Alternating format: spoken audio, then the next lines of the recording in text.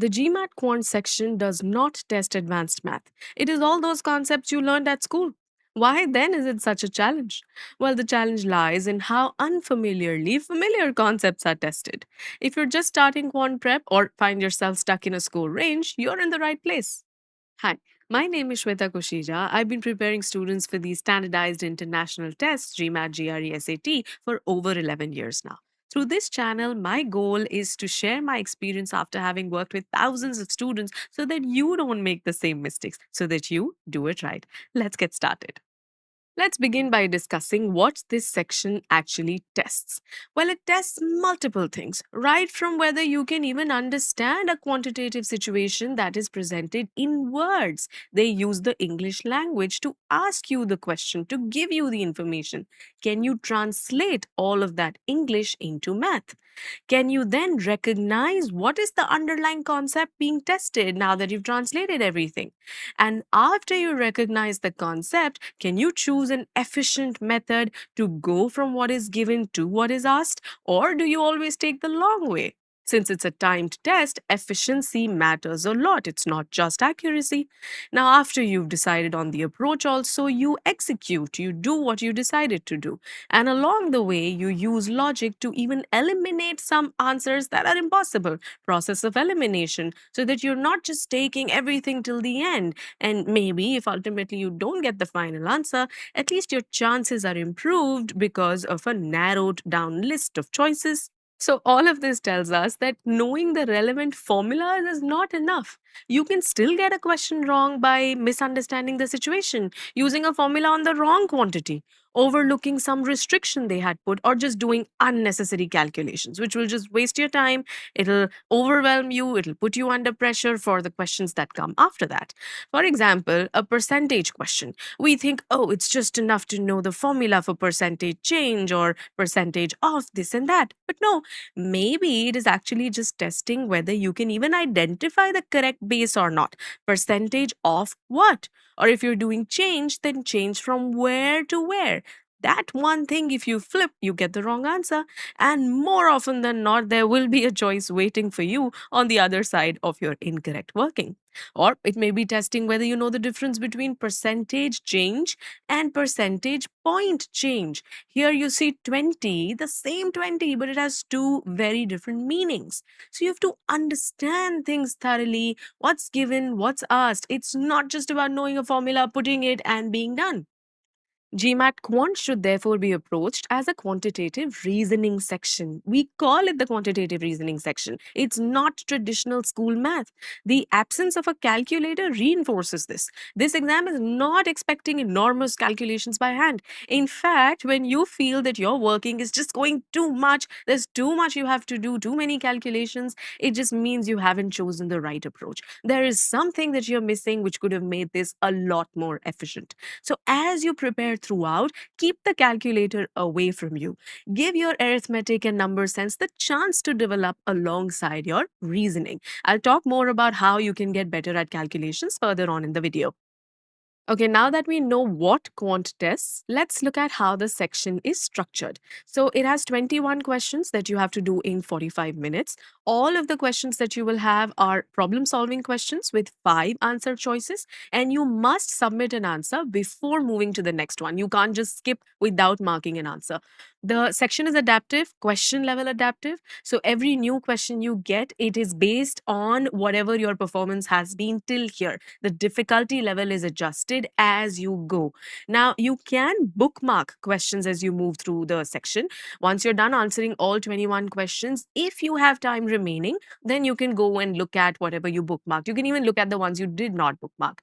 Now, what do you do here? Review, and you can also change up to 3 answers. This is very important that initially you don't get stuck on a question. You don't just sit with it for so long that the rest of your test becomes bad. What you should do is once you realize, oh, this is going to take time, but maybe I can do it, just guess it for then and bookmark it. You can come back to it as you now see. This feature was not there on the old GMAT. It is an update so that people don't overwhelm themselves so much, so that they don't get so personal with the question that they cannot move on. So use that pacing properly. I'll talk about that in detail in another video. Another important thing in this direction is that if you leave any questions unanswered because you were stuck early on, it will have a heavier penalty than getting it wrong. So, if at all you find yourself in the situation that you just have a few seconds remaining and say two, three questions remaining, guess them. Do not let them just go by unmarked. Okay. So, overall, the score depends on a lot of things. It's not just about how many questions you get correct, as so many people think.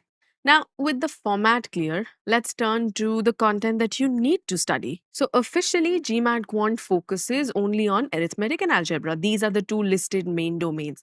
For preparation purposes, you can organize your syllabus into these four areas. I'll show you each of these in a deeper way like this. You can pause the video, take a screenshot. This is arithmetic and number properties, all of the topics in this. In algebra, it may appear directly or within a word problem where you must translate the situation first into an equation. Then, statistics, this is where questions may ask you to calculate or to compare these different measures that you see, or determine how, if I change the data set, how will it affect the mean, the median, or range, or standard deviation, all of these things. Then, you have applied problems, word problems. This is where things commonly overlap. There's a lot happening from the concepts that you've already seen. So, all of these areas overlap often, like a mixture problem, it may combine ratios and algebra together. Or a set theory problem with overlapping sets. Maybe it's combining percentages and counting together. So, all of these concepts are not in isolation. You should not even learn them in isolation. Practice recognizing which concepts are being combined and translate information into a workable mathematical structure. Try to find those connections. Now, since we're here on the syllabus, there's one question I get asked a lot. It is about geometry.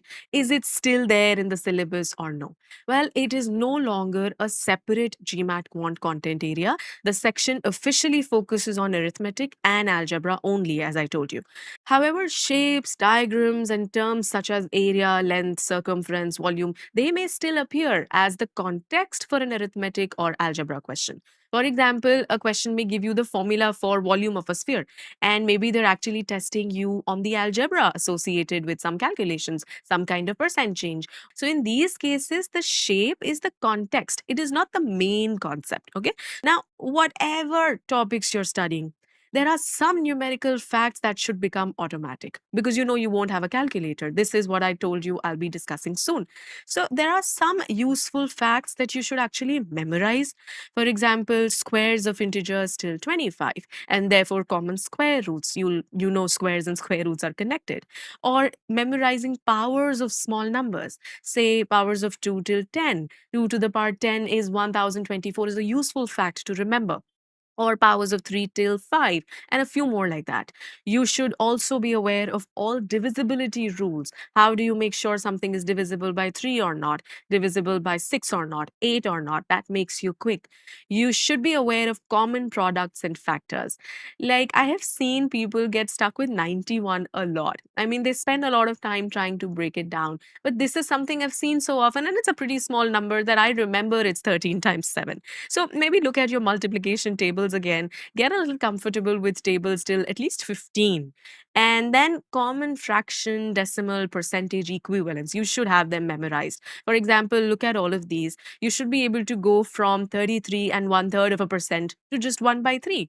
So if somebody says, oh, find 33 and one third percent of 300, I'm not going to write the whole percentage. I'll just understand it means one third of 300, which is what? 100. And I'll be done. If you build this fluency, it will reduce routine calculation time. It'll leave you with more energy, more time for reasoning that actually matters. Now, as you study, keep a short list of the facts that slow you down. Review them until they become effortless, they come naturally to you. Now, you've understood everything. What is the structure? What is quant all about? How do you actually build a solid preparation plan? It's all about really doing it properly with a plan. Step one, everyone, is non negotiable. Begin with a diagnostic test to assess your current ability and decide where your preparation time should go. I have discussed this in detail in the linked video above, how to start preparing for the GMAT. Your plan should really move through three broad stages. I'll talk about these. So, first is build your foundations. So, you focus on the areas that your diagnostic highlights, prioritize where you need work. That does not mean you neglect the rest of the syllabus and you just try to perfect one narrow topic. Balance it out. You have to be prepared with everything, but give focus in proportion of the effort required. Now, as you do this theory, there's another problem I've seen. People stay in theory continuously. They feel they have to finish all of it, they have to master everything before attempting GMAT questions. That's a bad idea. So, step two, the second stage, is where you apply the concepts as you go. You don't just keep doing theory. You will practice by topic, you will practice by difficulty, moving from easier to harder questions. This will show you whether you can actually recognize and apply the concepts that you've studied. And where do you keep getting stuck, maybe? Official GMAT questions should be central here. These are the ones that best reflect the exam's wording, reasoning level, answer choices, the traps in the choices, everything. Then, stage three is where you repeat this process across topics. So, say you've covered several areas, then you begin mixed sets. The exam will not identify the concept, no, so you have to recognize it. You have to choose the method after you recognize what all is being tested. Full marks come later. People ask this a lot. Should I take a mock today? Should I take a mock tomorrow?